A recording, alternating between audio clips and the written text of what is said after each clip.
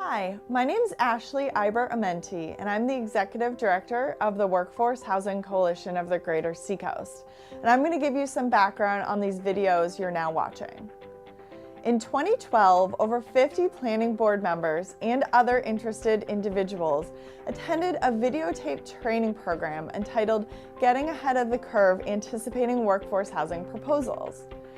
The footage had volunteers acting out a mock planning board meeting, and in the mock meeting, the planning board was reviewing a proposal for a workforce housing development, and many common questions and concerns were voiced and answered. It was a great learning experience for everyone involved in the mock meeting. This project is an opportunity to share how professional planners, planning boards, developers, and community members can all work together to achieve increased development of workforce housing.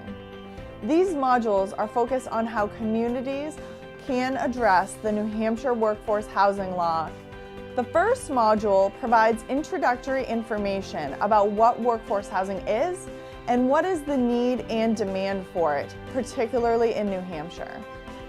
The second module provides detailed information on what is included in the New Hampshire workforce housing law and includes what is not included in the law. The third module covers different planning and development strategies that communities can use to create opportunity for workforce housing. It also includes some advice for developers to create housing proposals that will be a win-win-win for the developer, the community, and the residents. The fourth module is focused on how community members, businesses, and organizations can get involved in the issue of workforce housing. I hope that you find these video modules helpful and informative, and that you can pass them on and share them with others. Thank you.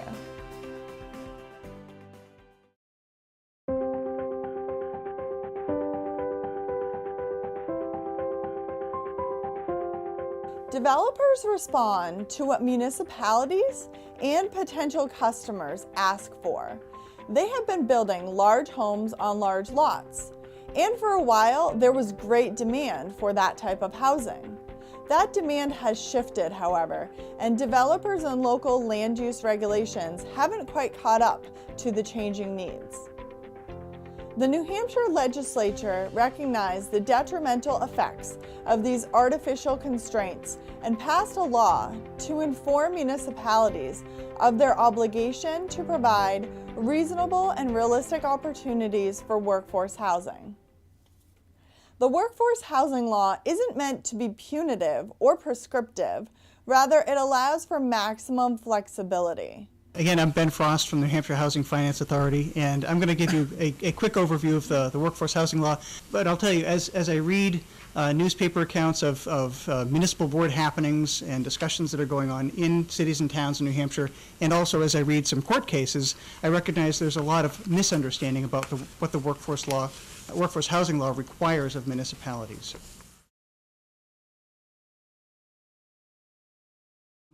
This law was adopted by the legislature in 2008 in response to more than a decade of research by the legislature itself in assessing the state's affordable housing, well, some people called it a crisis, and what the response should be to this. In the early part of the decade, a legislative study commission reported out that part of the problem was municipal regulation, and the impact that municipal regulation has upon the ability of developers to build housing that is affordable. That's part of the problem. And it was recognized that this was a part of the problem that the legislature could readily address. There are other parts of the problem, such as the market, that's really beyond the control of the legislature and, frankly, beyond the control of municipalities. So the legislature finally, in 2008, adopted this law, the workforce housing law, which is codified as part of the planning and zoning statutes. And this really codifies the 1991 Supreme Court decision in New Hampshire, Britton versus the town of Chester, in which the court said that every municipality has an obligation to provide a reasonable and realistic opportunity for the development of affordable housing. And in that case, the town of Chester was deemed not to be providing a reasonable and realistic opportunity. This was a case that was litigated over a period of 5 or 6 years. And ultimately, the Supreme Court said, town of Chester, you have to do better than what you've been doing. We're going to give this particular developer the builder's remedy, which means that he doesn't have to go back to the planning board or the ZBA. Town of Chester, you have to rewrite your master plan and your zoning ordinance. The trial court had actually thrown out the zoning ordinance in its entirety as being unconstitutional.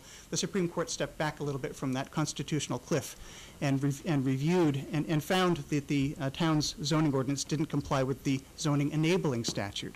And what the court did there was to look at the word community in the statute, where it says that zoning is for the public health, safety, and welfare of the community, and recognize that a municipality has to look beyond the four corners of its boundaries and look to see how it fits within a region. How does a region's need for affordable housing impact upon an individual municipality, and how do municipalities respond to that through their land use regulations?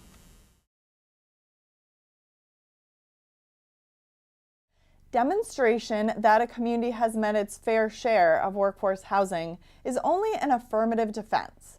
That is, a justified admission that reasonable and realistic opportunities for the development of workforce housing are not being provided in that community.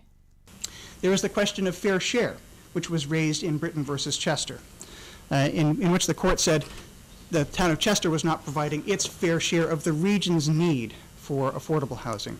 Fair share is also embodied in the statute, and not as the court didn't define it, so the legislature also did not define what fair share means. It's a kind of a legal question of art. Now, who determines what fair share is? Well, the regional planning commissions are required under statute to do a regional housing needs assessment every 5 years, but that statute does not say that the regional planning commissions have to do a fair share analysis. Some do, some don't. Municipalities themselves may choose to do a fair share analysis, but it has to be within the context of the region. It's not just looking at the municipality itself and saying, well, we've got these people and they're housed, so we're all set. It's a much more complex question than that. But you only need to look at the question of fair share if, in fact, you're not going to make regulatory changes to accommodate workforce housing. If you're going to make changes to your zoning ordinance and other regulations to allow a reasonable opportunity for workforce housing development, then fair share is an irrelevancy.